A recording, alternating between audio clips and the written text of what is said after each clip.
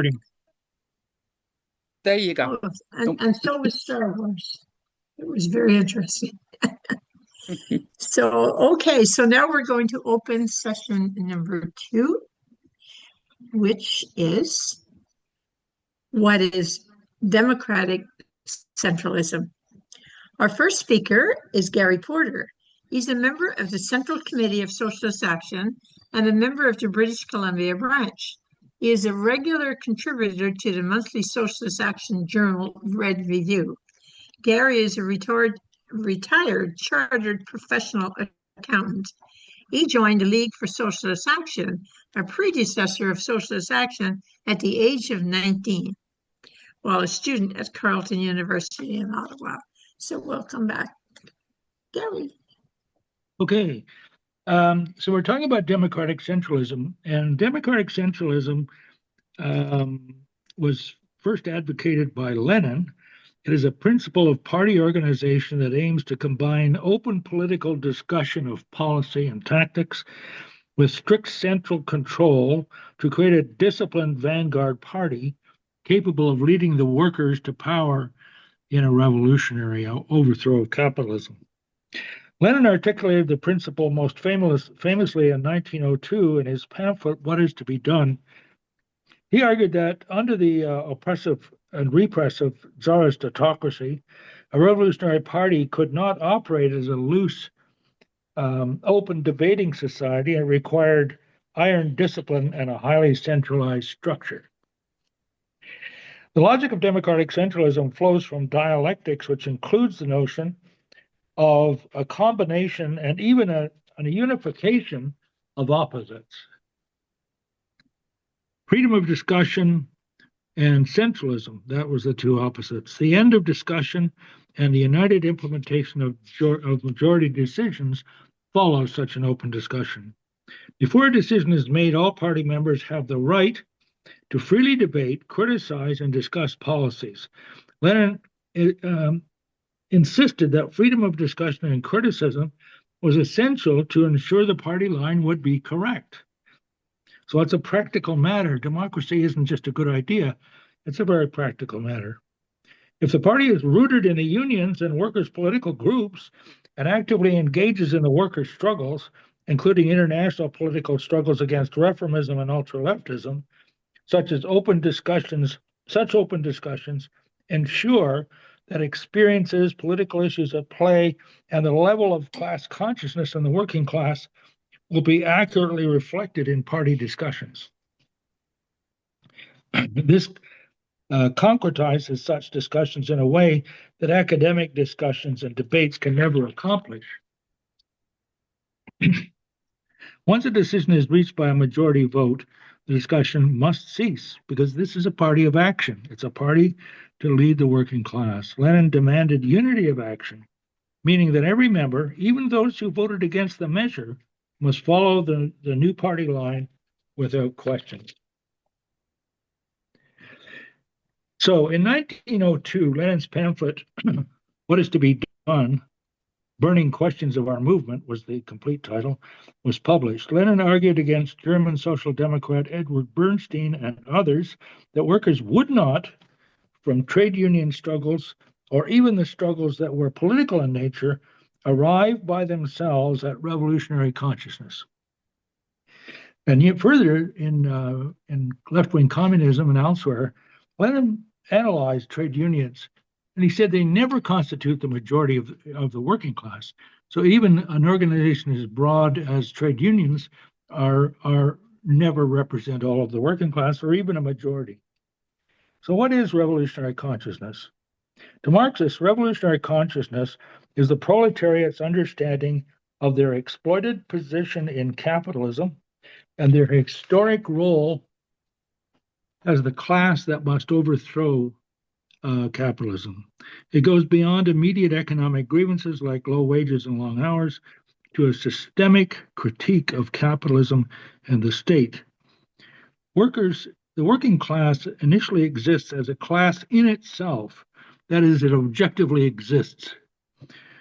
Revolutionary consciousness transforms the class, or at least its decisive a decisive block of the class into a class for itself, a collective actor aware of its antagonism to capitalism and its need to abolish private property. According to Lenin and later Marxists, trade union consciousness, fighting for better deals within capitalism arises naturally. But revolutionary consciousness must be brought to workers from the outside by a vanguard party of professional revolutionaries armed with Marxist theory and program. It is the recognition that the state is an instrument of bourgeois rule, that reform will not end exploitation. The workers have no fatherland under imperialism, and that seizing state power to establish, and that they must seize state power to establish the dictatorship of the working class. The goal for those with revolutionary consciousness is the abolition of class society, not merely a redistribution of wealth. In essence, revolutionary consciousness is the theoretical and political clarity that capitalism cannot be fixed, only uprooted, and that with the working class must lead that uprooting process. Without it, Marxists argue, the struggle remains reformist and ultimately goes nowhere.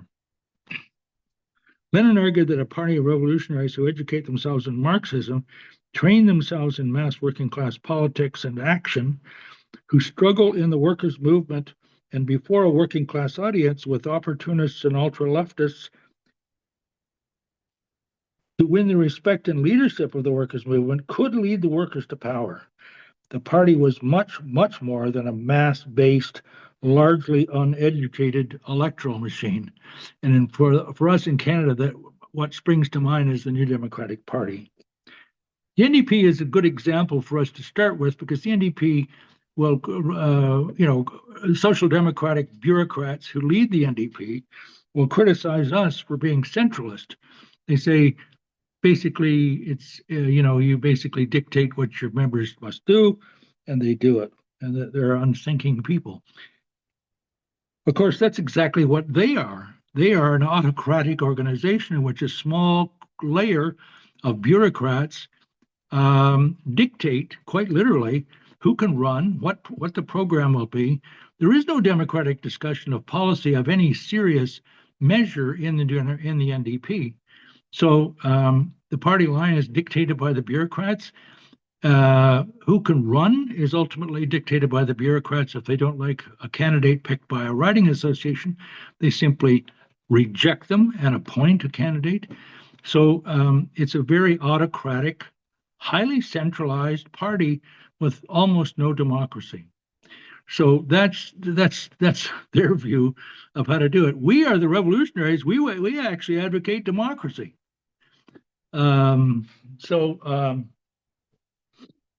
With organized discussion periods and organized documented discussion periods and so on. After the 1905 revolution in Russia, after the 1905 revolution in Russia failed, Lenin firmed up this concept of a cohesive, disciplined party of revolutionary socialists trained in theory, strategy, and tactics of worker struggles. The leaderships of parliamentary-oriented mass Marxist parties in Western Europe had evolved from being tribunes of the working class into a broad independent struggle based on mass action to privileged petty bourgeois parliamentary politicians who now advocated the completely fake parliamentary road to socialism. This required seeing the state as an empty vessel into which you could put workers' representatives and they would bring socialism, or capitalist representatives and they would sustain capitalism. We know that the state is purpose-built and very carefully purpose-built to serve only the needs of the capitalist class, the class that owns the means of production. These Western leaderships opposed Lenin's concept of such a party because such a party would quickly call parliamentarians to account. Without an adequately prepared and deeply rooted disciplined revolutionary leadership, the revolutionary upsurge in 1905 failed to carry through a seizure of state power. Soviets did arise but the party wasn't established enough. In fact, at the beginning of the October Revolution, the party only had about 25,000 members. That is the Bolshevik Party. Of course, in October, they had 250,000 members. They increased by 10 times in a few months. That's what happens when you have the right line and you happen to be on the ground when a pre-revolutionary situation opens up. His views on the party caused a split in the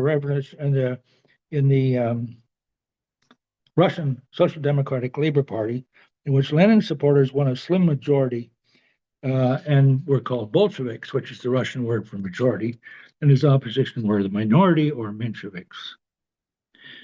It would develop that only a Leninist party could withstand the corrosive influence of ruling class politicians and employers to integrate union and party leaderships in a petty bourgeois world of privilege, separating them from the lives, experiences, and real needs of the workers they claim to represent. And that's what we see in Canada and the United States as these highly privileged bureaucracies that live a life better than the workers they represent.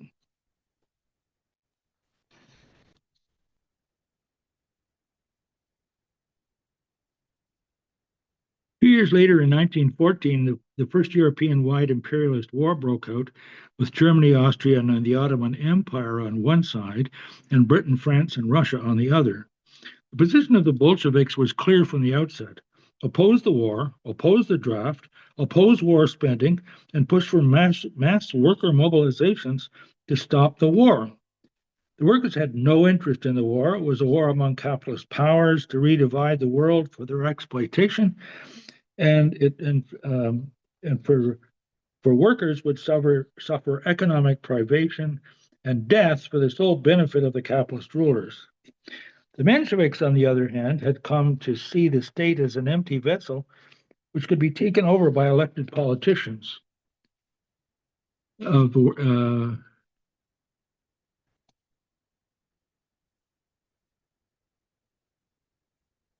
Such was the result of the loose, uneducated party, the parliamentarian strategy, and the misunderstanding of the bourgeois state. Lenin begins by establishing quickly that the state, he began to write State and Revolution. I didn't quite finish it because the revolution started to happen.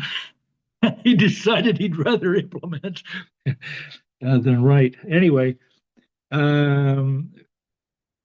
quickly, that the state is a body that arises out of a reconcilability of class antagonism. It is a set of institutions that monitors, controls, and enforces the rule of one class over another so that it can ensure order, all the better to continue exploitation. He pointed out that ultimately the state is about soldiers, police, prisons, courts, gas chambers, and gallows. It is about the absolute elimination of human and civil rights without ceremony or debate in the middle of the night when the ruling class feels harassed. We in Canada experienced this. Pierre Trudeau, Prime Minister at the time, invoked the War Measures Act on October 16, 1970, during the October crisis. The crisis began when the Front de Libération de Québec kidnapped British diplomat James Cross and Quebec Minister of Labour Pierre Laporte in a misguided action to promote Quebec independence. The act was proclaimed just after 4 a.m. following a request from the Quebec Premier Robert Bourassa. It temporarily suspended all civil liberties, outlawed the FLQ, that allowed police to arrest and detain 497 people without any charges. No right to lawyers, no right to contact anyone. Every one of our 14 comrades in Montreal was seized from their beds in the middle of the night, imprisoned, and held incommunicado by the Royal Canadian Mounted Police. It was a shocking and terrifying experience to come face to face with the ruthless brutality of the bourgeois state in crisis. However, Lenin's argument goes further. The special armed forces are crucial, he says, but the state is more than these. Following Marx and the Communist Manifesto, Lenin argues that the state is a committee for sorting out the internal affairs and conflicts of the whole working class. And the word whole working class, is the phrase is important here. He pulls out the subtlety of Marx's analysis by pointing out that the ruling elites in society are seldom in agreement on which direction to go. The various factions in the capitalist class have conflicting interests and face, in some cases, irreconcilable contradictions. Ruling class splits frequently open up space for insurgency from below. This is why revolutionary socialists, as we analyze the current situation, look for differing interests and conflicts developing in the ruling class. This is something the state wants to avoid, and therefore mediates between factions within the ruling class. Lenin suggests that the real business of the state is carried out behind the people's backs. You remember the old comedy series Yes, Minister, which humorously and more or less accurately represented this behind the backs of the people kind of government. This is the space where the top civil servants, advisors, and lawyers hang out. It is an area shrouded in mystery for the working class, a space where oil and mining and banking and manufacturing lobbyists meet daily and secretly with cabinet ministers. The Russian Revolution in October 1917 meant simultaneously the victory of the Leninist concept of the Revolutionary Vanguard Party and the smashing defeat of the Mensheviks' theory of the broad Marxist party. The Mensheviks held that the working class spontaneously develops towards revolutionary consciousness. Of course, by this time, they didn't really want the workers to develop revolutionary consciousness, and that therefore the task of Marxists was to organize a party that would reflect this development. By relying on spontaneous militancy for the development of revolutionary consciousness, the Mensheviks delegated the historic tasks of the revolutionary vanguard onto the spontaneous historical process and inevitably built an opportunist party that eventually betrayed the socialist revolution. Mensheviks supported Kerensky and the fleeting bourgeois government represented by the Duma, or parliament. Lenin supported the Soviets, which rose spontaneously out of the ranks of the workers and the soldiers and the peasants.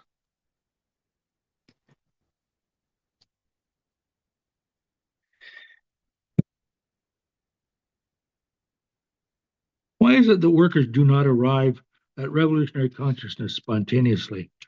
Because workers are educated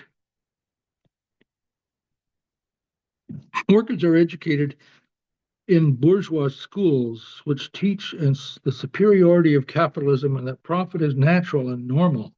They work long hours to feed their families, leaving them much less time than the sons and daughters of the bourgeoisie, to philosophize and draw lessons.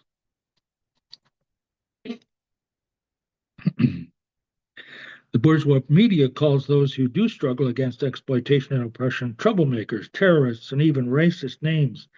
Police violence is always just behind the curtain or omnipresent for racialized, gender, and sexual minorities.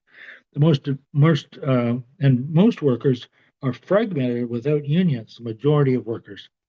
Union workers are seldom mobilized by their privileged pro-capitalist bureaucrats who dominate the union and run them autocratically. The working class develops towards political consciousness through the class of rival leaderships and the political conflict between parties. Revolutionary consciousness can only develop by means of a dialectic between revolutionary theory and revolutionary practice, formulated in a program and developed only by means of the Revolutionary Party. The task of the Revolutionary Party is to win the majority of the working class to the revolutionary banner by means of the fight for transitional program. Our job to transform the revolutionary potential of spontaneous militancy into revolutionary communist consciousness and defeat all middle-class misleaderships active in the workers' movement. That is our job. Okay. And we've already talked about the Trotsky's saying that the historical crisis of mankind is reduced to the crisis of revolutionary leadership. Please wrap up. Um, This is Leninist Trotskyist conception of the centrality of the Revolutionary Party in the epoch of capitalist decay, in the epoch of historical crisis of workers' leadership. The entire world capitalist crisis is reduced to the crisis of revolutionary leadership. Trotsky expressed the relationship between spontaneity and consciousness, and between the conscious historical process, the unconscious historical process, and the Marxist program in his book, In Defense of Marxism, which was written during the Shachtman factional fight in the Socialist Workers' Party in the United States in the late 1930s up to 1940. Scientific socialism is the conscious expression of the unconscious historical process. I'm quoting, namely the instinctive and elemental drive of the proletariat to reconstruct society on communist beginnings. These organic tendencies in the psychology of workers spring to life with the utmost rapidity today in the epoch of wars and crises. The operation of the law of value drives the working class to revolt. It's not our propaganda that does that, it's the operation of capitalism. The working class is spontaneously, objectively revolutionary in such times. Many times the working class has thrown up Soviets even in defiance of its traditional leaderships. This is an objectively revolutionary act, but Soviet consciousness is not yet revolutionary consciousness. Remember, it was the Vanguard Party in Russia that organized the overthrow of the state operation and with the military revolutionary committees of the Soviets and handed it, and they did it in the name of the Soviets. Equally many times, the working class has constructed Soviets with radical democratic or subjectively socialist consciousness and have been betrayed and defeated. Radicalism is not a partial form of communist consciousness, but false and bourgeois consciousness. And consciousness and action do not generally coincide except in the actions of the Revolutionary Party. The generation of the law of value drives workers to revolt, but at the same time, the operation of the law of value means the enslavement of labor to capital, the growth of inequalities, and the rise of a labor aristocracy inside proletarian organizations. And the resolution of that conflict is building the Vanguard Party. The bourgeoisie intervenes decisively into this process. The bourgeoisie creates the labor aristocracy and promotes the growth of a parasitic labor bureaucracy within the workers' movement. This alien intrusion in the working class represents the main obstacle to the development of class consciousness and the principal enemy of communism. We're living under capitalism. The reformist bureaucracy imposes reformist illusions in the working class and maintains reformism in the workers' movement by means of opposition to militant action and mass action, particularly. Because as Jeff said earlier, mass action is a huge contributor to the development of consciousness. When workers get out on the streets and begin to see their size, their numbers, and their power, they begin quickly to move their consciousness from reformist towards the direction of revolutionary consciousness.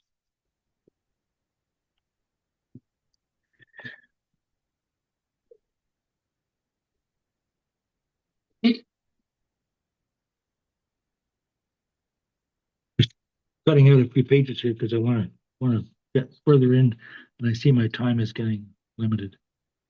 You have 3 minutes. Sorry? You still have 3 minutes. Okay. All right. The Revolutionary Party is not an intellectual party. It is a workers' organization. It is a combat party. And the combat is the class struggle. It is the product of a series of sharp, conscious struggles, moving from tendency and faction fights in the party to mergers with others moving in a revolutionary direction and splits with those who are moving away. The direction of the Revolutionary Party is a highly conscious process. An exact opposite of spontaneous rise of consciousness. It is the only way to save the human race. Just going to take a minute finally here to discuss James Buchanan, how He applied this theory of democratic centralism most dramatically during the 1939-40 faction fight within the Socialist Workers' Party, which centered on the Russian question, specifically how to characterize the Soviet Union under Stalin. This was leading up to the war. In fact, the war started in the middle of the discussion. Here's how he put theory into practice and the tensions it revealed.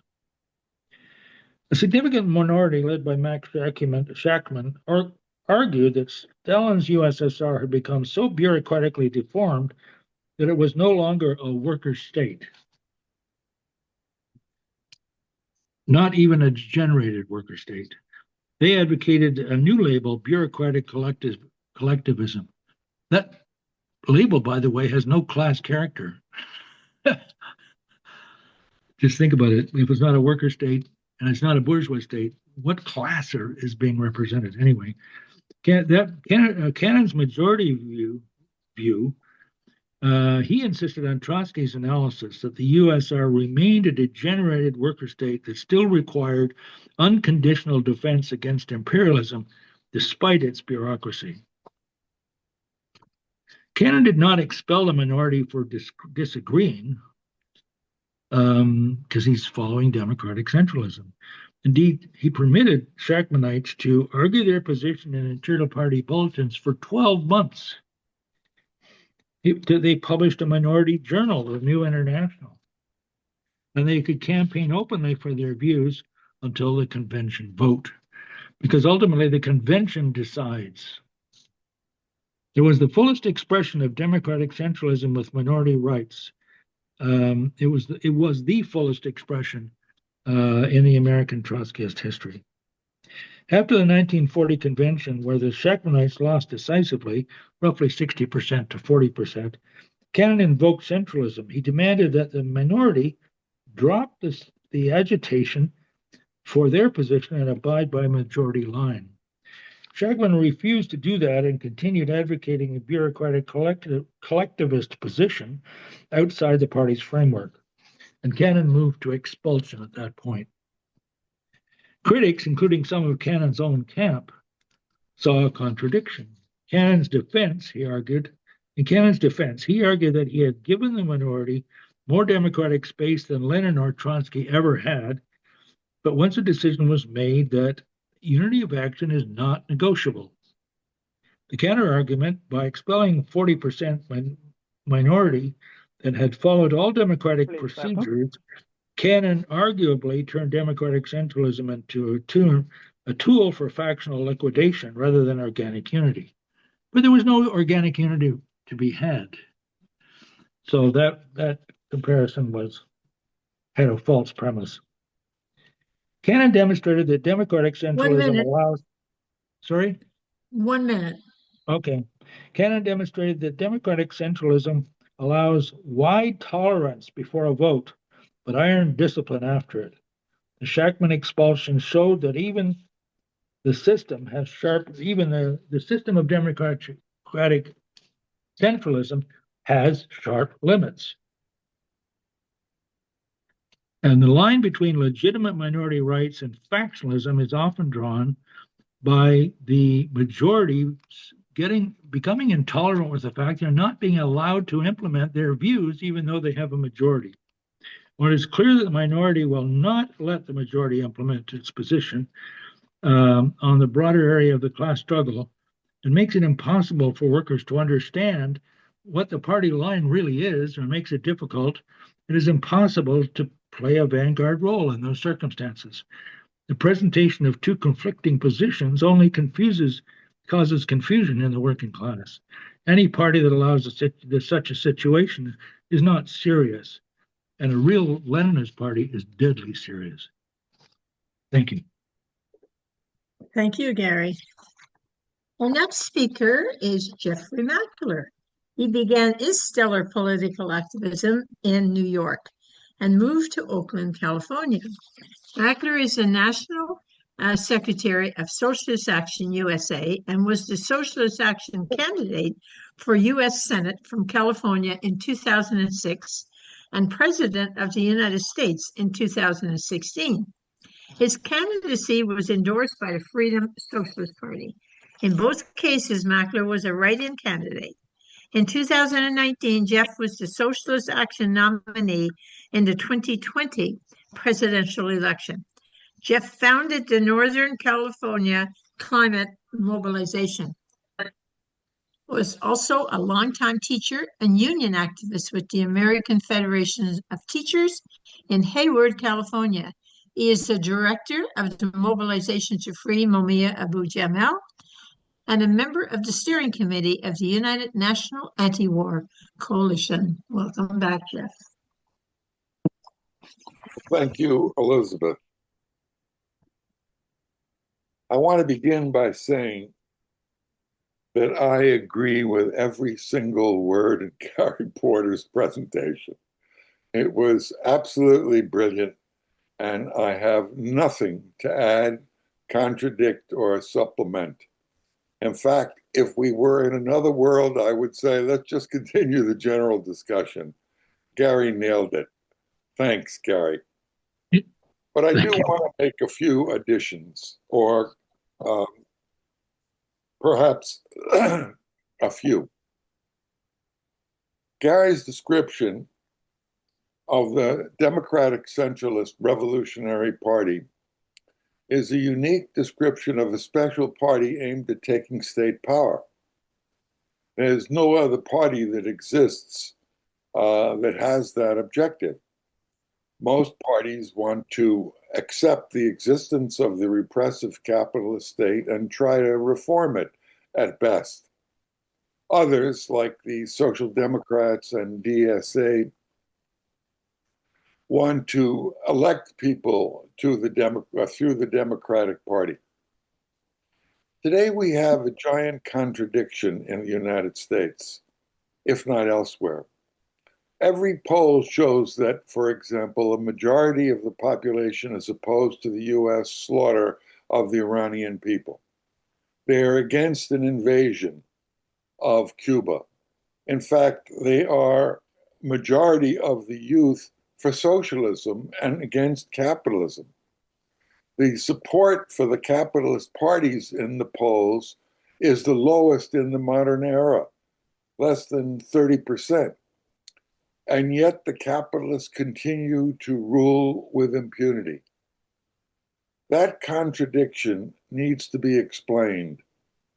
My explanation is that the fault lies qualitatively less in an understanding of the nature of the capitalist system, rather in the overall reformist politics, lesser evil politics of virtually the entire left. That includes, unfortunately, the people in the UNAC, United National Anti-War Coalition, and in what we used to call the neo-Stalinist Trotskyist currents like Workers' World and PSL, Party for Socialism and Liberation. Both of these groups support lesser evil Democrats. While one of them ran a candidate for president, PSL, they did no campaigning whatsoever because they were preference to the Democratic Party candidacy. They just couldn't bring themselves to support the Democrats because they were the party of genocide along with the Republicans. So the contradiction in our time is not so much in what the masses believe in, which is increasingly left-wing ideas, but the paucity of the forces on the organized left. The building of a revolutionary party through participation in United Front mass action is the only way. Now, the Revolutionary Party or democratic centralism is sort of like the scientific method. When scientists seek in the biological and world of the physical universe answers to questions, whether it be in medicine or other questions, They devise a hypothesis that includes or is based on the most modern understanding of science, and they design experiments to test the hypothesis in the real world. If they're looking for cancer cures, they take the most modern, and there are large amounts of progress in this particular field, as evidenced by the fact that the Cubans have come up with a couple of remarkable vaccines on cancer. They base their hypothesis on the latest advances in modern science. They put them to tests of experiment, and if they are wrong, they drop them or modify them accordingly. The scientific method applicable to Marxism is based on the same principle.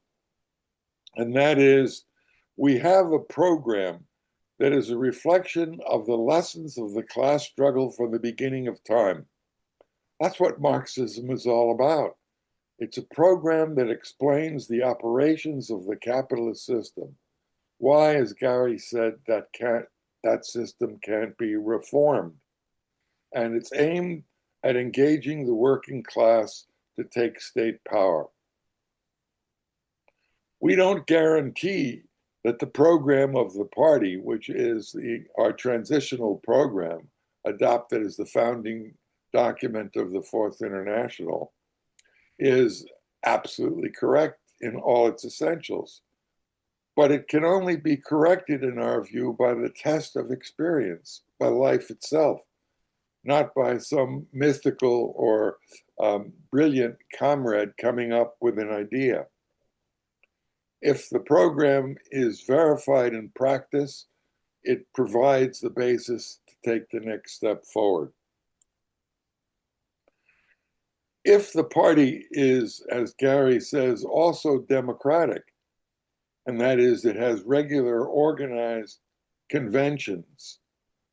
Our conventions were every 2 years, but permeated by plenums every 6 months or so of the elected leadership, and emergency plenums where the party program can be reviewed, where dissonant or minority ideas can be expressed again and weighed against any possible changes in the times that call for corrections, modifications. In other words, democratic centralism is not based only on testing the line in practice, but it's based on a party that is internally democratic and can change its policies according to the needs of the times and whether or not the program of the party needs modifications. That's basically the scientific method. This was the method employed by Lenin's party and by every other party since. It's a method aimed at organizing the working class to take state power in its own name and abolish the capitalist system. No other party has that objective. It's based on the assumption that we are challenging the greatest capitalist power, imperialist power on the planet Earth. How can a small revolutionary party defeat a capitalist party with an army in the millions, with a national security apparatus in the United States with 18 agencies, including 5 million people who have national security clearance, with a massive repressive police force, a racist police force, and a government committed to the maintenance of capitalism by any means necessary, including endless wars of intervention everywhere in the world. Since the beginning of the imperialist era, the ruling class of the United States has engaged in some 150, if not 200 wars of intervention, all characterized by the sending of troops, by assassinations, embargoes, blockades, and sanctions, the method of the Trump administration and the Democrats before that. The liberal Black candidate and president, Obama, conducted 6 wars of his own. And he ran as a liberal. I never forget his inauguration rally had Pete Seeger and Bruce Springsteen. You ever hear of those guys? And they were singing. Pete was an old C. Peter. I used to play banjo with him way back. So, in any case, what I'm saying is, how can we win against such odds? First and foremost, we aim to win the majority of the working class. We can't do that overnight. Lenin and Trotsky pointed out that up until the moment of the revolution, the Bolshevik Party's program was defensive formulations. Not we have to take state power tomorrow. Not that we have to arm ourselves to challenge the government, which appeared to represent the majority. But rather we had to defend the institutions that the workers had conquered, namely the Soviets. When the Kerensky government threatened with the generals of the Tsarist army to attack the Soviets, the Bolshevik line is defend the Soviets. When they actually did mobilize to attack them, the line was arm the Soviets to defend them, not arm the Soviets to take power. Taking power is something else. It is a unique moment in history that comes in the final moments of the revolutionary process and moments that even the Bolshevik Party was not prepared for. The Bolsheviks were a minority in the Soviets in February 1917. Lenin was in exile almost until the day of the revolution, 10 or 11 months later. He was giving lectures to students at a university in Sweden, where he told the students, roughly speaking, I'm an old man. I'm not going to live to see the revolution. You younger generation are the future of humanity. Prepare yourself. A month later, if not a few weeks later, the workers overthrew the Tsar in the February Revolution. And Lenin, who said that the revolution in the largest country in the world was not possible, struggled to get home to play a leading role.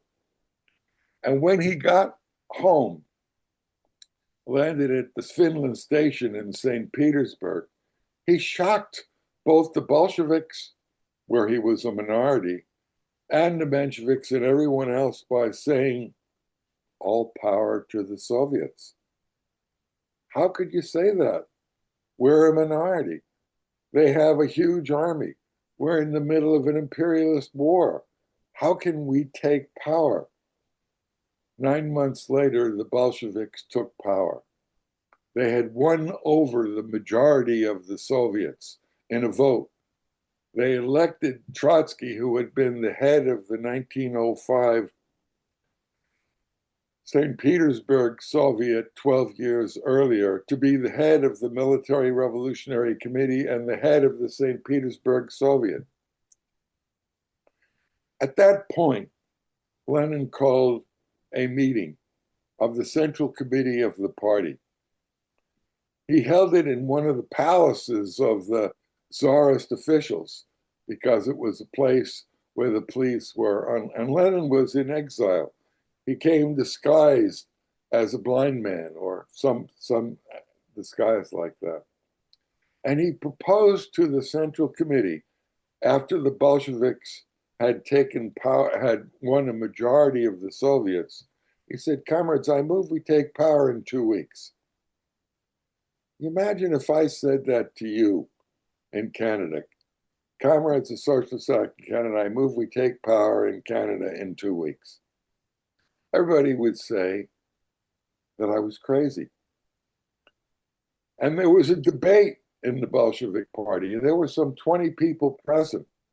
And Lenin's position of taking power in 2 weeks, and they assigned Trotsky to head up the project, passed by a majority but with skeptics like Stalin, Kamenev, and Zinoviev were against it.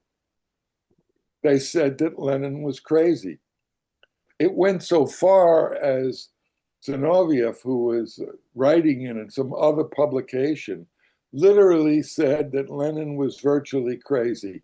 And he revealed the plans of the Bolshevik Party to take power in 2 weeks. And when the Communist Party, when the Russian Social Democratic Labor Party, which is called the Bolsheviks, met, Lenin put a motion on the floor to expel Zinoviev from the party because he had betrayed their democratic centralist norms. And that motion failed. The comrade said, he's been a leader of our party for decades, a founder of our party. We got to give him a break. And they proceeded to take power. How did they do it? Well, the government of Kerensky was holed up in the Winter Palace. And that Winter Palace was a massive institution, and it had in it 5,000 troops that were loyal to the provisional government.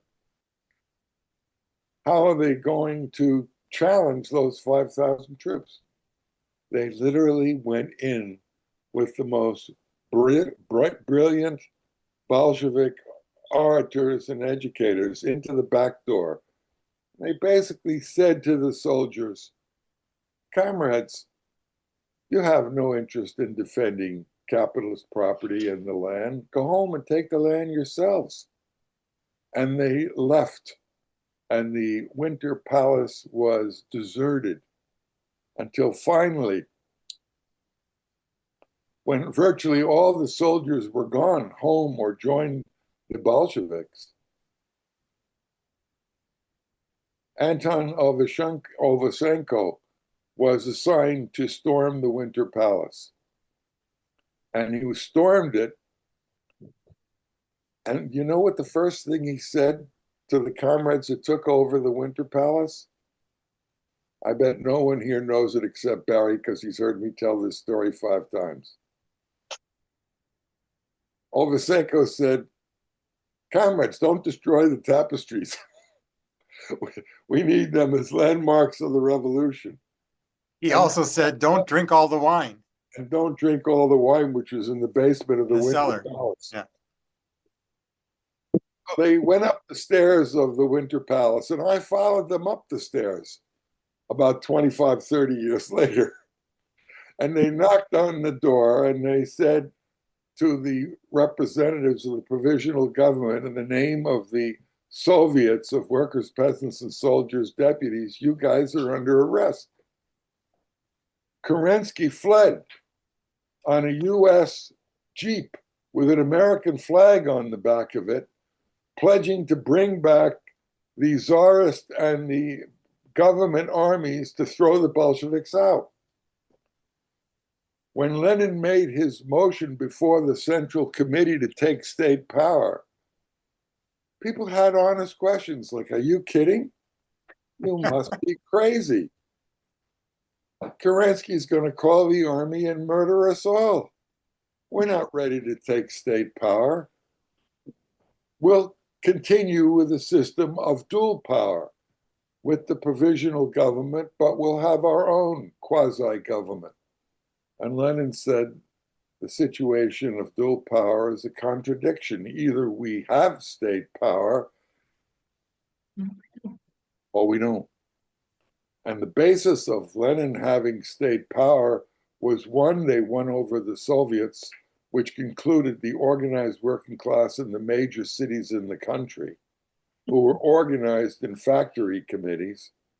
They won over the army of the Tsarist and Kerensky regime. When the officers in the army said forward to fight the Germans, the Bolsheviks, who had entered the army using Lenin's method of proletarian military policy, said, well, let's take a vote on that. And the Tsarist and Kerensky officials say, voting on war, we're the generals, we say you go forward. And the workers, under the Bolshevik instructions, because they were a majority, took a vote and they said, no, we vote to go home and take the land. And when the Tsarist officials objected with violence, the workers shot them on the spot. And they went home and took the land. Or they went home to St. Petersburg and capital cities and joined the Soviets. What are we going to do programmatically with the land, was the central question to the soldiers. And the Bolsheviks said the peasants should take the land. The land in the largest country on the planet Earth, the land that occupied a sixth of the planet Earth, the land where the peasants were near 90% of the population, the land where the bourgeois government refused to give it to the peasants. So giving the peasants the land was critical to carrying out the Bolshevik program, to winning the majority. And the disarray in the army and the overall situation allowed the Bolsheviks to win over the army and the peasantry and the factory workers. And at that point, they decided to constitute a government for the first time in history of Soviet power at a time when Lenin was still in exile in disguise. So our conception is no different. We have a program that is tested by our experience with Marxism and revolutionary politics and revolutions everywhere in the world. It best represents the interests of the working class and the oppressed everywhere. It's the best program to unifying the oppressed, including with the oppressed nationalities. Now, just one other thing on Cuba. Elizabeth, how much time do I have left? You have about 5 minutes. Oh, great.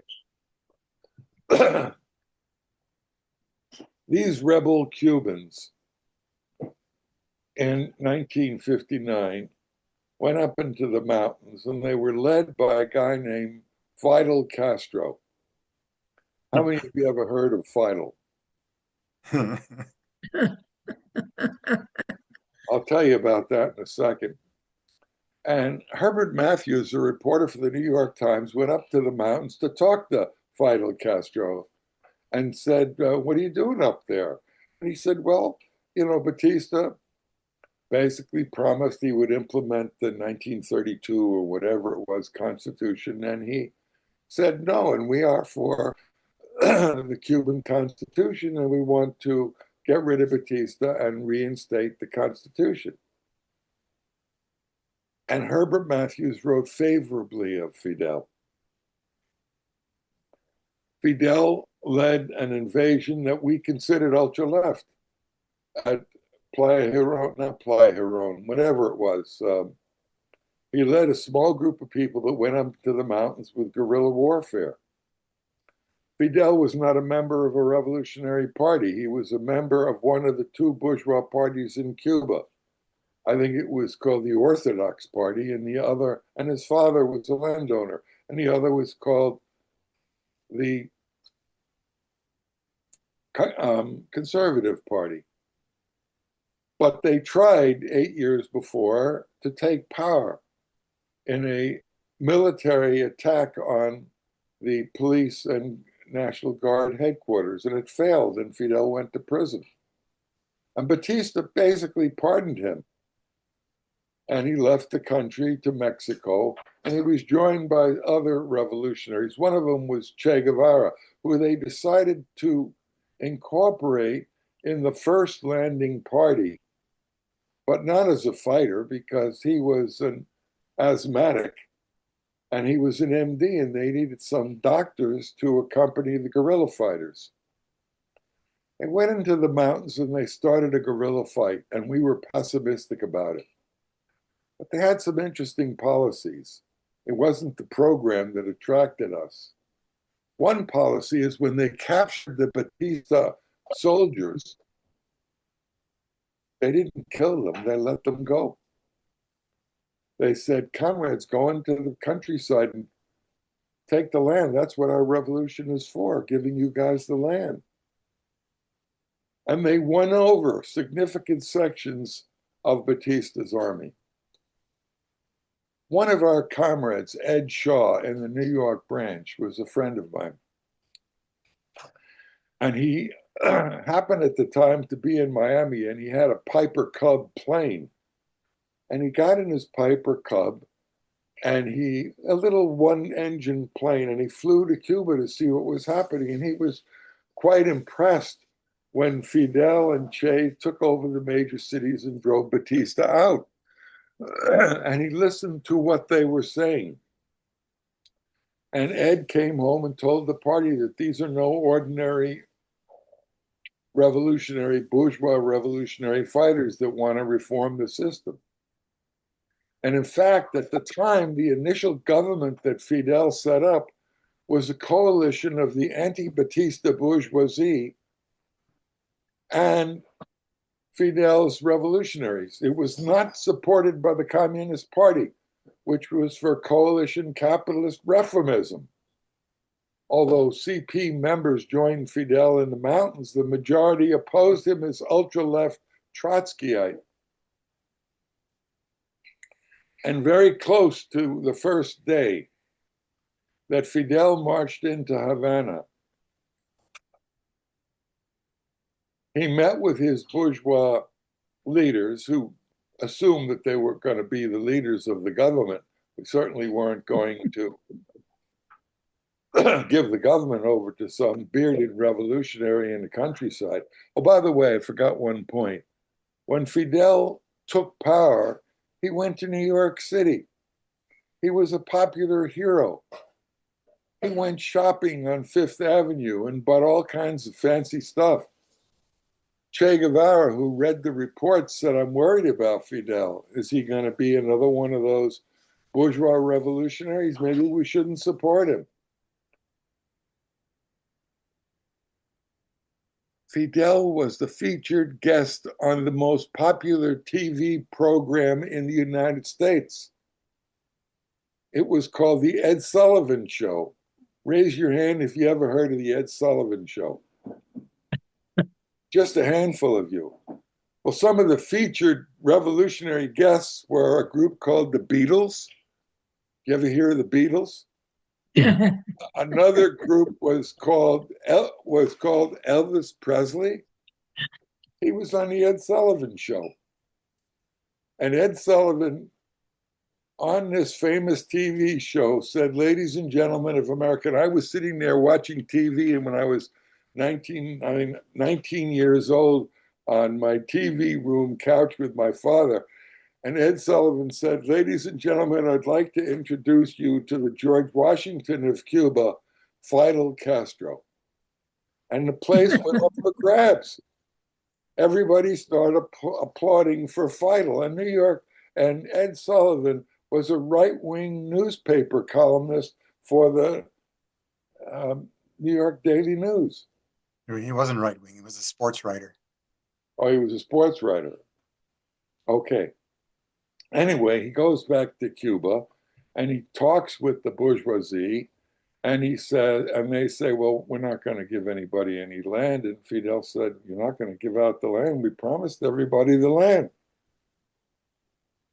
And lo and behold, he dissolved the bourgeois government. And the first decree was to give the peasants the land. That was the most dramatic moment of the revolution. And our comrades were there. How much? 1 minute left? Yes. Great. And our comrades were there, and we said, there's something strange about this guy. And Johansen, who was the leading theoretician of our party, began to write about the Cuban Revolution, as well as Ed Shaw and Ernest Mandel and central leaders saying strange things. The United States decided to punish Fidel for giving out the land and cut off his oil supply and wouldn't allow the US-owned refineries to process the Cuban oil. And Fidel responded by nationalizing the refineries. So they cut him off for some other aspect of the economy, and Fidel nationalized that. And then they invaded Cuba. And Fidel himself went down to the front, captured the entire US financed invasion force, and announced that Cuba was socialist. And he said, we're going to nationalize the bourgeoisie down to the nails in the boots of their shoes. That got the attention of our party. We established the Fair Play for Cuba Committee. And we were the first in the country. The Communist Party thought Fidel was some ultra-left Trotskyist. So Elizabeth says I'm out of time, and I'll conclude with this. The Revolutionary Party, as Gary so beautifully stated, is the prerequisite instrument to test the validity of the party as ideas in the mass movement in the working class, and to use our transitional program to begin the process of building the party into a mass party, of testing our ideas, increasing the confidence of workers that they can run the country. That's what Socialist Action Canada and Socialist Action USA are all about. Thanks. Thank you so much, Jeff. Thank you. Okay, so we're going to open the floor now for questions and 3-minute questions or interventions. Any takers this time around? Yes, go ahead, Peter. Oh, yes, thank you very much. And thank you very much, Jeff Mackler, for your edifying stories. Thank you very much. I really appreciate that. A lot of detail which I did not know, and I will try and incorporate your pedagogy into my own thinking, on a go-forward basis. I do, however, have one question with respect to the peasantry in Russia when the revolution occurred, and what I am about to say, I'm relying on Isaac Deutscher. Isaac Deutscher's 3-volume analysis of Trotsky, his political biography of Stalin. And in the 3-volume political biography of Trotsky, Deutscher says that Lenin was a bit concerned when the peasantry spontaneously took advantage of the power vacuum in monarchist Russia in order to take the land, and that it happened a bit faster than Lenin would have liked it to take place, since the land was taken in the context of a highly individualist bourgeois ideology with respect to land ownership, that the land was returned to the peasantry in a way that made it difficult later on to collectivize it. And from what Deutscher says, Lenin would have preferred to have done things more slowly, in order to instill a kind of collective sensibility amongst the peasantry. Do you agree with Deutscher's analysis as far as that goes? And I'll go back to Jeff and then to Gary. Okay. Jeff? Yeah, Elizabeth, did you want to have more questions, or did you want me to answer Yeah, that? I can do I usually do another question. I just didn't see any hands. Another questions? Anybody got or you got your hand up, Gary? Sorry, it's right up in the corner. And Ons, okay. Hans was ahead All of me. right. Yeah, okay, Ons, go ahead. Well, this question is directed primarily at Jeff, but Gary, please feel free to amplify as well. What should our attitude be towards intellectualized radicals like Hedges, Chris Hedges? I just read a video by him, Tyranny or Revolution. Unfortunately, he seems to despair of the power of the working class in North America, and his revolution, in his view, is going to be spearheaded by the global South. But what's the significance of him coming out with the conclusion that only a revolution is going to save us?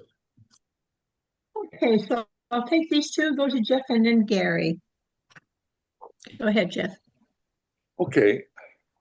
Isaac Deutscher is a brilliant scholar who, as Peter said, wrote a brilliant 3-volume history of the Russian Revolution and Trotsky. But he was not entirely in the Trotskyist camp and was a bit critical of Trotsky's ideas and was sort of halfway between Trotskyism and the Soviet Union.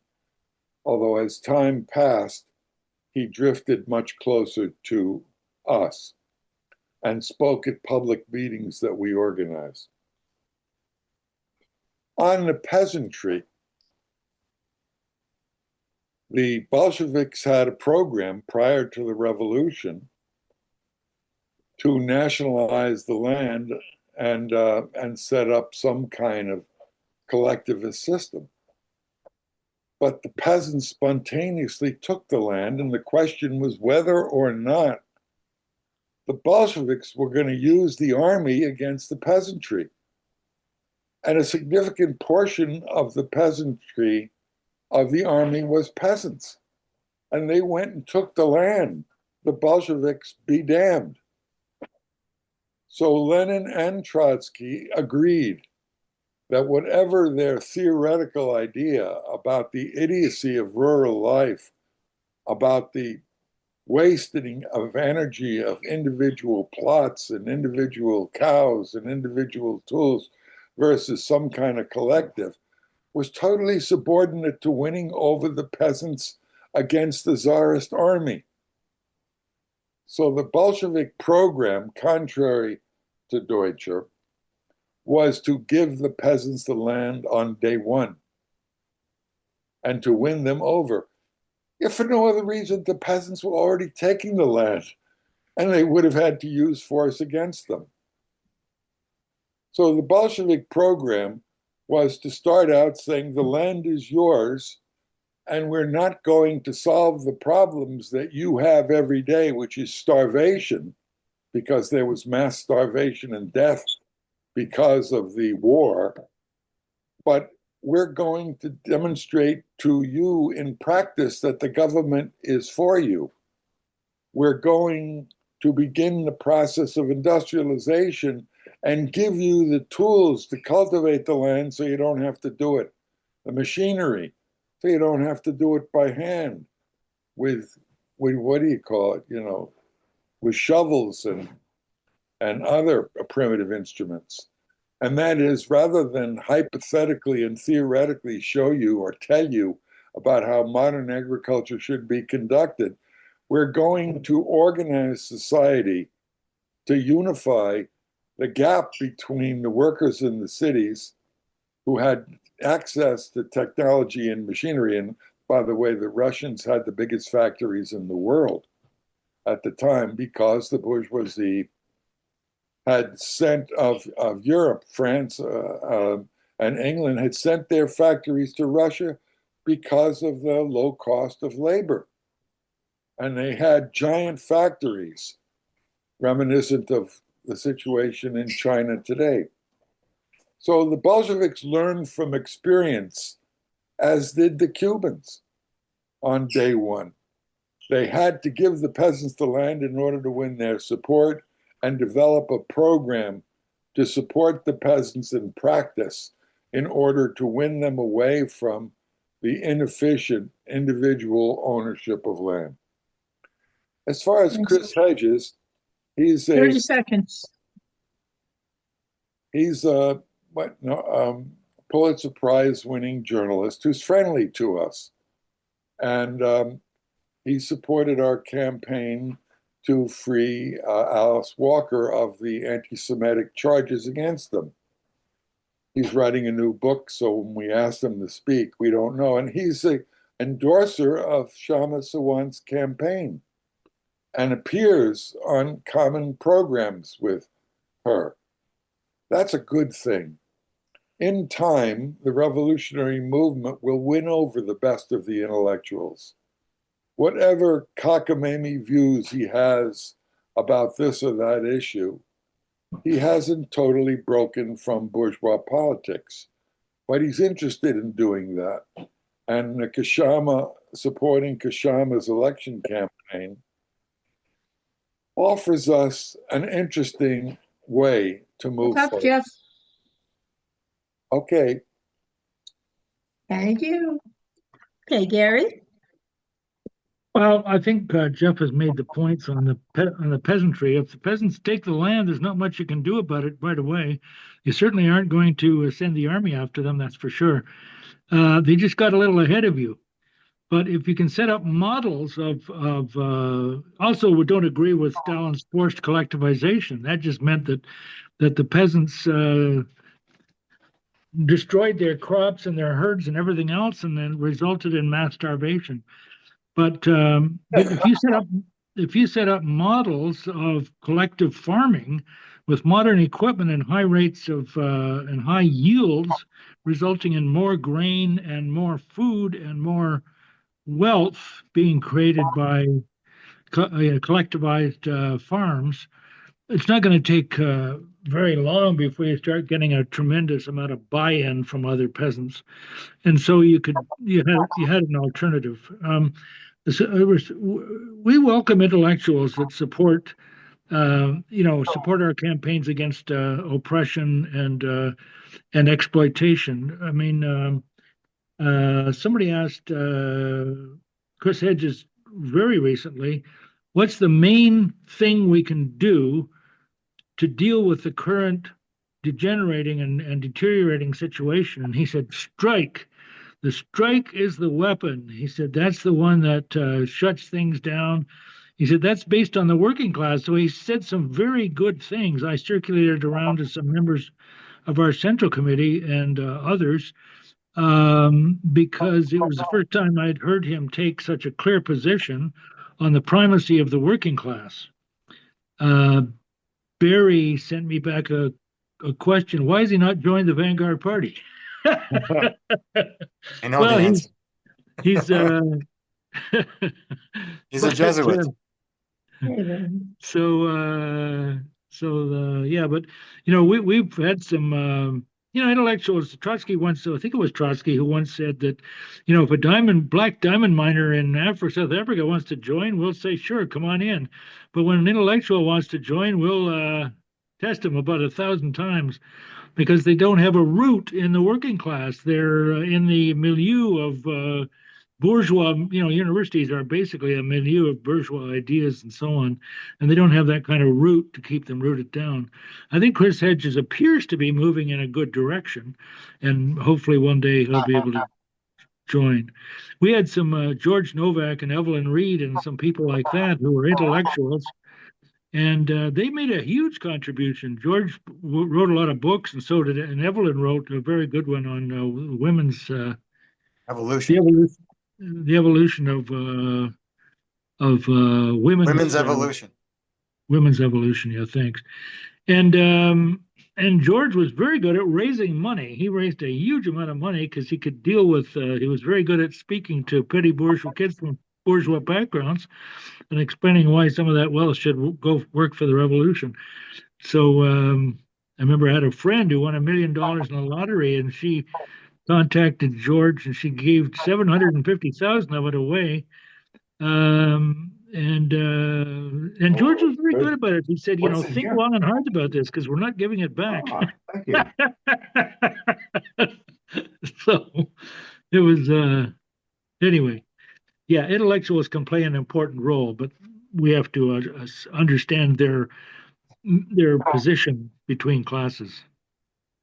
Thank you, Gary. And somebody is not muted. I can hear some talking or some background noise. Yeah. Okay, only unmute when you speak, please. Okay, so I'm going to go to Barry and then to Mark Lister. Barry? we're talking about democratic centralism as a guide to the party achieving its aims. But there are critics, especially on the petty bourgeois left, there are critics of democratic centralism who say they're quite certain that it leads to authoritarianism, that it leads to bureaucracy, and that it leads to repression. And what can we say to them? Well, first thing to say is democratic centralism wasn't the foundation of bureaucracy. It wasn't the foundation of repression. It wasn't the foundation of corruption. How do you account for all of these phenomena existing long before there was any such theory of a workers' party? How do you explain that? Well, then the next question is, and what is the alternative to democratic centralism in the here and now? We don't have to go back 500 years to see the roots of, elitism. What is the alternative to it here and now? How do the unions operate? How does the labor-based NDP, although not so much labor-based nowadays, but how did it operate, for 50, 60 years, especially in the last 20 years of its existence? How do other mass organizations operate? Well, they operate in such a way that they have a convention. They put all kinds of things on the agenda. They have a lot of time devoted to guest speakers and, essays and instructions on how to raise money. And they have a little bit of time to debate policy. And then when the membership gets all excited and they line up at the microphones and they have their say and they win a vote and they're pleased as punch, the next day, sometimes the same evening, the leaders of these organizations will say, well, we heard what the convention said, but we're elected to represent all the members, or we're elected the government of Ontario or the government of Canada. We're responsible for representing all the citizens and not just those who voted here at this convention. So we're going to ignore what you just adopted, what you just argued for with all the passion in your brain and in your heart. We're going to set that aside because we know better. Well, that's not democracy. It's centralism, all right, but it's not democratic centralism. The dominant process in the unions and these other mass organizations is to deprive the members of their rights, is to deprive the right even to speak in support of their objectives as a class or as a section of the class or as a section of the population which is disadvantaged. Democratic centralism is not a straitjacket that leads to authoritarianism. It's an instrument of liberation. It says that we will not be bound by the system. We're going to carry out decisions that are made collectively after ample discussion, even bulletins, as high as your head, stacked up for people to present their ideas and share their views. That's an instrument of liberation because it puts the battle of ideas forefront. Fidel always talked about the battle of ideas. And it puts forward the right of the party to decide its course of action. That's the critical thing. And we have a convention of Socialist Action Canada coming up a week from now, on June the 20th. It's going to start at 12 noon and it's going to end at 6 p.m. Hopefully there's a break there somewhere for a piece of pizza, but it's primarily a convention where we will discuss many important things and elect a leadership, adopt a budget. If you want to change the world, if you want to make a revolution, and you're hearing these words, you should come to that convention. You should come and see how democratic centralism actually works and become a fighter for socialist transformation of society. That's all. Thank you. Before I go to Mark, I just wanted to add what Barry was talking about sometimes the next day or maybe that evening, the leadership changes of what the convention voted on. Well, I won't forget an NDP convention when it was a unanimous vote on the floor for no Sunday shopping in Ontario. And as soon as the vote was taken, Bob Ray went to the microphone and said, I'm premier of all of the people. There will be Sunday shopping. So he changed it immediately. So it just goes to show you. Okay, Mark? Thanks. Question for both Jeff and Gary. What are some material indicators we can look for to identify, the true vanguard party and when that party emerges, whether it's Socialist Action or another party? Thank you. Okay, so we're going to go to Gary first and then to Jeff. Sorry, These two was that a question of what criteria should people use to assess who is a vanguard party? Yeah, Was that's it. Yeah. Okay. People, I guess there are people who do that, a small number. Most of them get involved in a mass action or a meeting, and they start listening. And our speakers are among others, and they listen to what we say. And we challenge, we debate and challenge others. That's part of our job. Our job is to expose misleaderships and before the masses, whether that's in meetings or demonstrations or whatever, or strikes. And that's more likely the process is you listen to what we say and what we advocate, and you take a look at how hard we work, because we're the element of commitment is a very important one. And as you follow that over time, you're going to see whose demands seem the most based in workers' needs. You take a look at how what we say is based on your needs, and so on.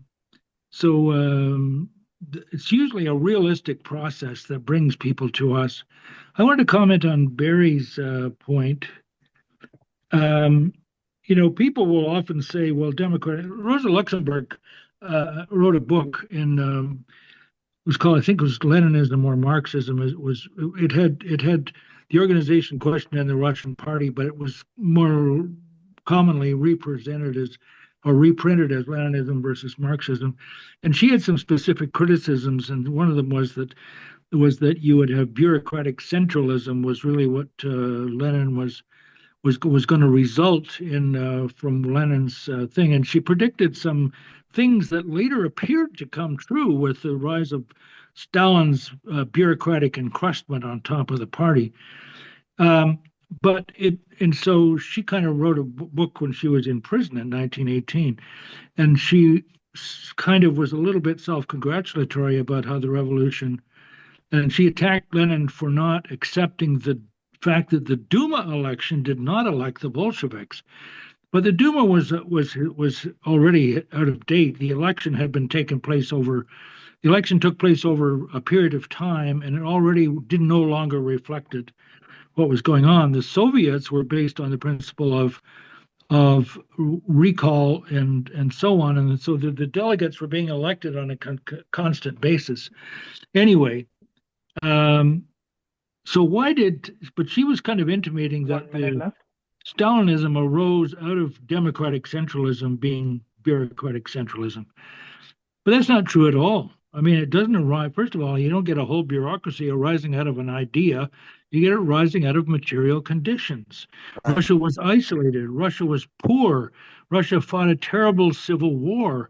There were the party had huge growth as people after the revolution, all kinds of opportunists and so on came barreling into the party looking for somebody to represent their interests, and Stalin did that job. He gave them positions and so on and so forth, and these were not historical revolutionaries. So of course Trotsky was busy with the fight against the counter-revolution. So there was a huge objective conditions that supported the development and entrenchment of the bureaucracy. And you can't look at it as Lenin's idea of democratic centralism. It just kind of appears that way, or appears that way to the uninitiated. So I'll stop there. Jeff? Once again, Gary hit it on the head. I agree with every word. And Trotsky wrote about it in detail in The Revolution Betrayed, and in the history of the Russian Revolution. Those are classic books that you have to read. the Revolutionary Party is a process. Gary mentioned George Novak. He was a leading intellectual of the party. He went to Harvard. He wrote lots of books. But the party said to George, if you really want to become a Bolshevik, you have to go into industry. And George went into industry. And he couldn't handle it. You know, he never worked with his hands in his whole life. And they said, it's okay, George, you can come home and do what you do best. You can't be formalistic about this. George was in my branch, and we used to, anytime the young comrades had a difference of opinion, we would call them into the party headquarters at lunchtime, say, George, here's my position on democratic centralism or whatever, and here's yours. What do you think? Tell us the truth. And George would always very modestly listen to what we had to say and give us an answer that caused us to think ourselves rather than to take the word of a, quote, experienced comrade. And that's what the party did with the Cuban Revolution. It didn't follow our model. But we had comrades there, and we said, we're seeing something different there. They gave the peasants the land, for crying out loud. And they took over the factories and so on and so forth. And they heroically defended the revolution from imperialist intervention. You know, I said earlier that the United States has 18 national security institutions that employ 5 million people who have national security clearance. That is, they're bound by. And when one or two, Snowden or what's his name, Julian Assange, dares to tell the truth about the horrors of US intervention, they're threatened with execution. They're threatened with life imprisonment. This is the most vicious ruling class that has ever existed in history. And anyone who runs around saying our party is undemocratic because we allow full discussion and debate because we want to test our ideas in the real world, they're full of shit. That's just a bourgeois idea to repudiate the necessity. Mark asked a question about revolutionary parties today. In my opinion, the best answer, at least in the United States, is the fact that any and all parties, for the most part, that call themselves revolutionary in the United States support the lesser evil. They want to get rid of the monster Trump, the fascist Trump. And it's true that in my entire lifetime, which means in yours too, because I'm 86, I've never seen anybody as moronic, stupid, and reactionary as Trump. But let me tell you this. It's not Trump the individual. Trump is a reflection, as Gary said, of the crisis of capitalism, as the fact that profit rates are declining inherently in the system, that the ruling class has no choice but to impose tariffs on its leading opponent capitalist countries, including Russia and China, in my opinion, because that's the only way that the capitalists can survive. Plus the artificial mechanisms of the stock market that create no new value whatsoever, but allow the rich to get richer and richer and richer. So we live in an era where Elon Musk is about to become the world's first trillionaire. You know, my computer doesn't even recognize the word trillionaire. It says there is no correct spelling for that word. But this guy is a trillionaire, and Trump appointed him to increase the efficiency of capitalist organizations, and his job was to fire tens of thousands of workers to be replaced by machines or by AI or whatever it is. So And Gary had an answer to that. We're not against AI. Wherefore, taking the advantages of AI and applying them to the whole working class so people can live a leisure life. So machines can productively do the work that half the workers do. And the workers' increase in the standard of living is measured in real gains to their lives, to the educational and healthcare system. We're not against technology, but technology under the auspices of capitalism is absolutely deadly. So we learn from revolutions.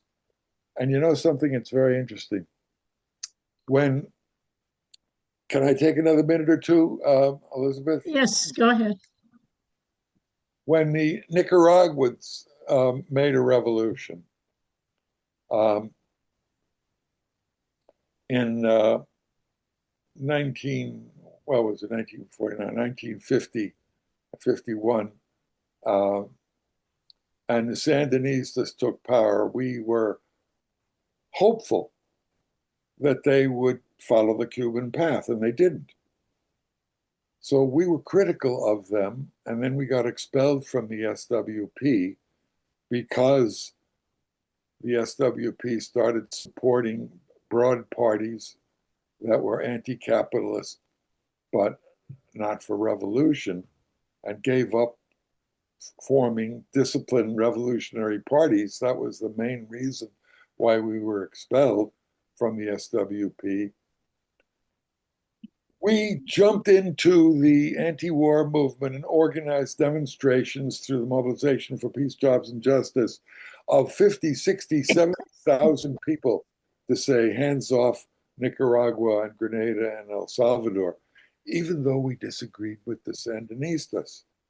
And the ultra-lefts and the Communist Party said to us, we're not going to let you do and today what you did in Vietnam, where you set out now. We're going to say, victory to the FSLN, the Sandinista National Liberation Front. And we said, it's enough to say hands off. And the Nicaraguans entered the debate and they said, and we had planning meetings for the United Front that had 500-600 people, and the Stalinists and Maoists had meetings of 100. And the Nicaraguans intervened and they said, we agree with socialist action. You in the United States don't have to say victory to the FSLN, Sandinista National. It's enough to keep the imperialist beast off our hands and mobilize mass support for our right to self-determination. And they invited us to Nicaragua.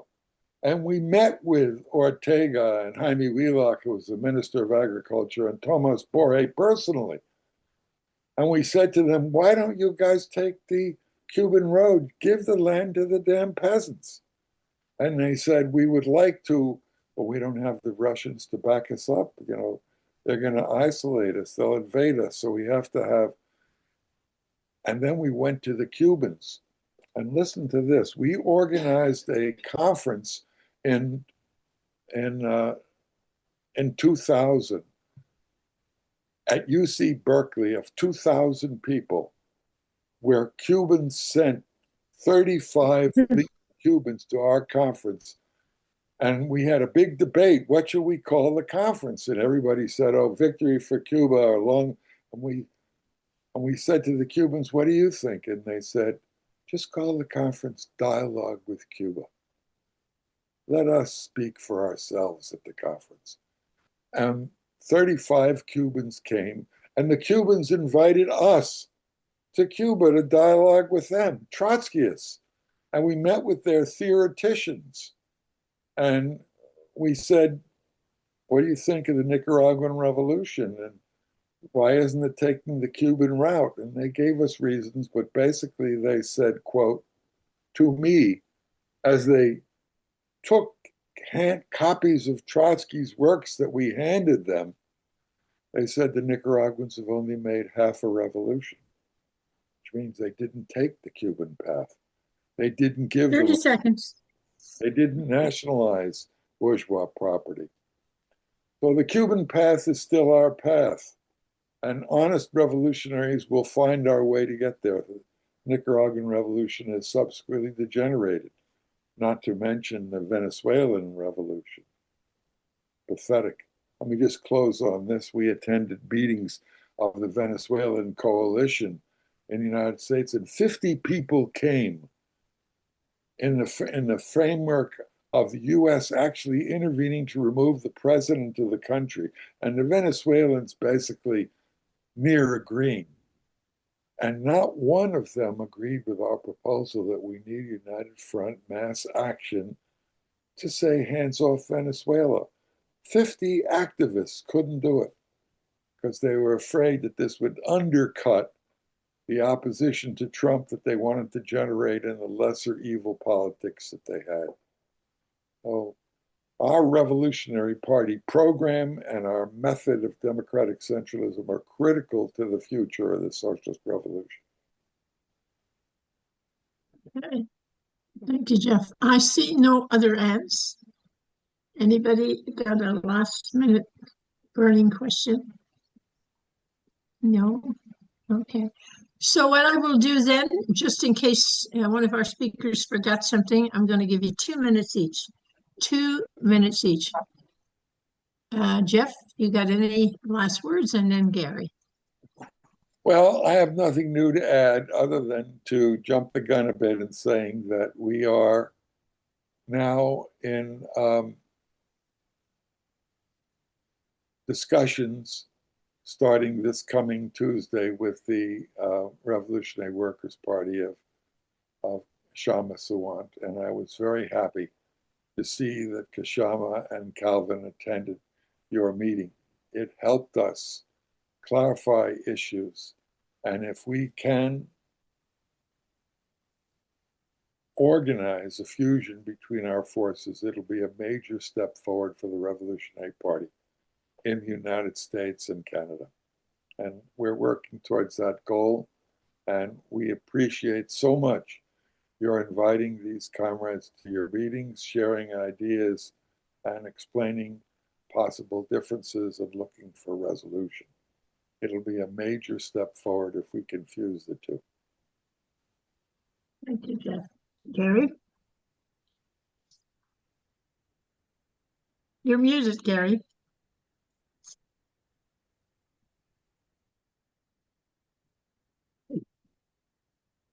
Okay, there we go. First of all, best of luck, Jeff, on those discussions. I hope they work out well for the revolution and for the SA. I think the key point about democratic centralism is the point Jeff made, which it is a scientific method applied to organizing. It allows us to keep in good touch with the militants and the left-wingers and the class as a whole, because the whole idea is nothing works, including democratic centralism, if you're not oriented to the working class, you're not participating in their struggles, and you're not bringing that information back into the party. So one of the reasons is that for democracy is that well, some of our leaders do participate at that level, and they do participate. I mean, Julius is a good example of being an executive member of OPSU, of the Ontario Public Service Employees Union, and so on, and playing a very good role in helping move that union strongly to support the Palestinians and so on. But rank and file is deeply involved, and that's why the democracy is vital to us. It isn't a nice idea. It's an absolutely indispensable part of the process of testing our program and deciding what works and what doesn't, modifying the program, and continually improving our ability to provide leadership to the working class. So I'll leave it at that. Thank you very much. Hey, thank you both, for sure. Thanks to everyone who participated in making tonight's event or today's event a success. Our guest speakers, Barry, Imogen, Kshama, Gary, and Jeff. And also to our technical producer, Kiri, and our political producer, Barry. Socialist Action is celebrating its 32nd anniversary. Over the next months, SA will host more webcasts, picnics, demonstration campaigns, and the founding convention of the new socialist movement in late fall. The Socialist Action cross-country convention will be held on Saturday, June the 20th. That's a week from today. For members and for folks who wish to join us, please note that the Socialist Action Convention will be held in person as well as online, and that's June the 20th, 1 week from today. For more information about Socialist Action conferences, forums, film nights, and study groups held throughout the year, please send your phone number and email address to us at the SA website, www.socialistaction.ca. Or you're welcome to give us a call at 1-647-986-1917. So once again, thank you all for being with us. Stay safe, stay healthy, and be active. Bye for now.